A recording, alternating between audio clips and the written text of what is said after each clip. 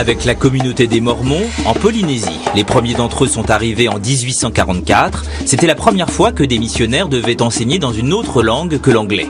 Depuis, la congrégation a prospéré. À ce jour, les Mormons représentent 8% de la population polynésienne.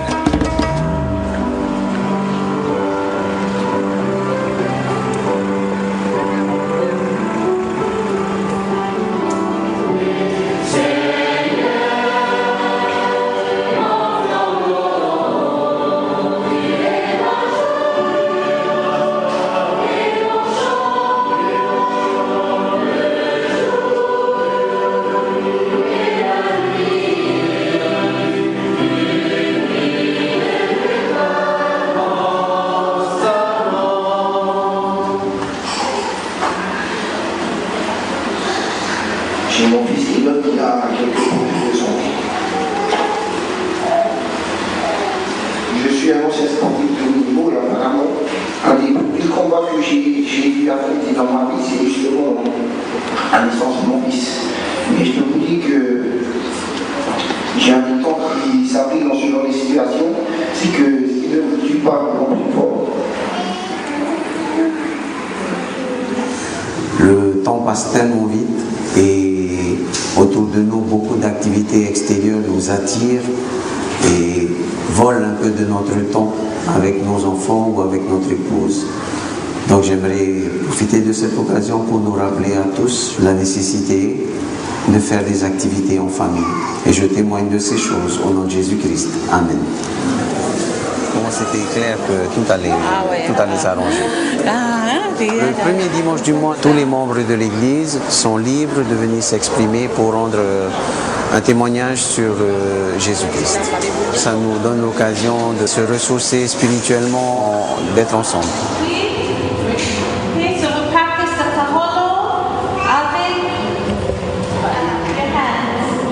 Les îles de la mer, la Polynésie française a été la première mission de langue étrangère de l'Église de Jésus-Christ des Saints des Derniers Jours. Tout simplement, lorsqu'on parcourt les Écritures, on s'aperçoit que Dieu promet qu'il bénira les îles de la mer et qu'il ne les oubliera pas. Ça m'a été sur nos têtes à chaque fois et qu'il a envoyé les premiers missionnaires en Polynésie. Et l'Église a toujours ce souci de penser même aux plus petites îles de la mer qui sont de par le monde.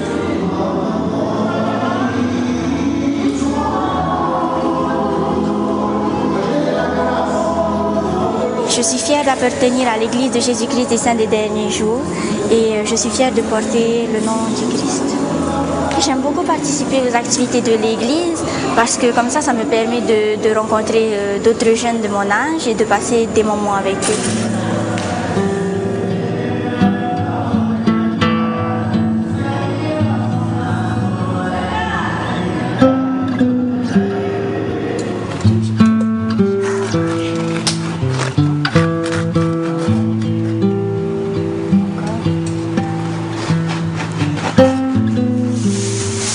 En fait, nous sommes une famille comme toutes les familles, avec des responsabilités, avec une vie au quotidien qui est faite d'études, de prières aussi.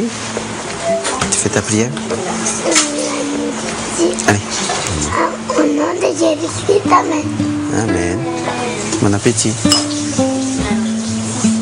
Les Mormons qui se trouvaient un peu partout autour de New York ont été persécutés. À l'époque, ils ont vécu en autarcie.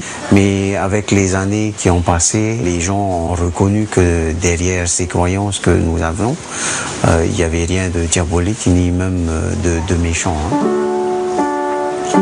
Viens par là, Valencia. Bonsoir tout le monde. Bonsoir. Alors, bienvenue à notre soirée familiale, bienvenue dans notre maison. Merci à tous nos amis de l'église et à Elder Doa, notre missionnaire de paroisse qui est avec nous. Dis-moi comment servir avec bonté. Tous les lundis soirs, nous avons une soirée familiale, c'est-à-dire que toutes les familles de l'église se rassemblent chez elles. Tout ça, c'est dans le but de raffermir la famille qui est la cellule de base de la société. Donc Jésus-Christ est réellement notre modèle de vie. C'est pas facile, on peut pas se mettre dans une bulle. Donc nous vivons dans le monde avec toutes les difficultés que l'on peut rencontrer et la force que l'on peut tirer pour nous se trouve dans les Écritures. Top, hein? Une brosse à dents. C'est ça. Quand tu vas à l'école, tu as beaucoup de tentations. Il y a beaucoup de jeunes qui t'appellent à venir avec eux pour fumer ou boire de l'alcool ou même regarder des choses pornographiques. C'est pas vraiment difficile de ne pas les suivre. Si tu comprends pourquoi est-ce qu'on a fixé ces règles, tu comprends que c'est que pour ton bien.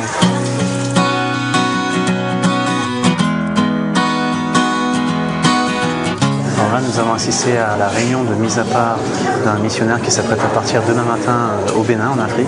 Ce soir, c'est vraiment la dernière fois que ses amis et sa famille le voient avant 2 ans. N'oublie pas que tu vas travailler sur le champ de mission de nos Pères Célestes. N'oublie surtout pas de prier chaque jour. Quand tu pars, tu es un bébé à maman. Quand tu reviens, tu seras un homme marié.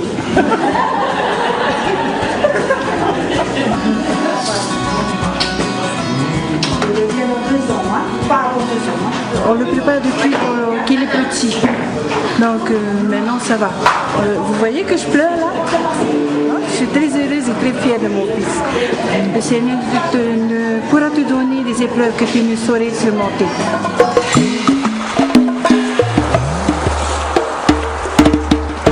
Il n'y a pas que dans le sud-ouest de la France que l'on trouve le foie gras. À Madagascar, bon nombre d'éleveurs se sont lancés dans le gavage des canards. Cela donne un foie gras cuisiné à la locale que certains restaurants ajoutent à leur carte pour le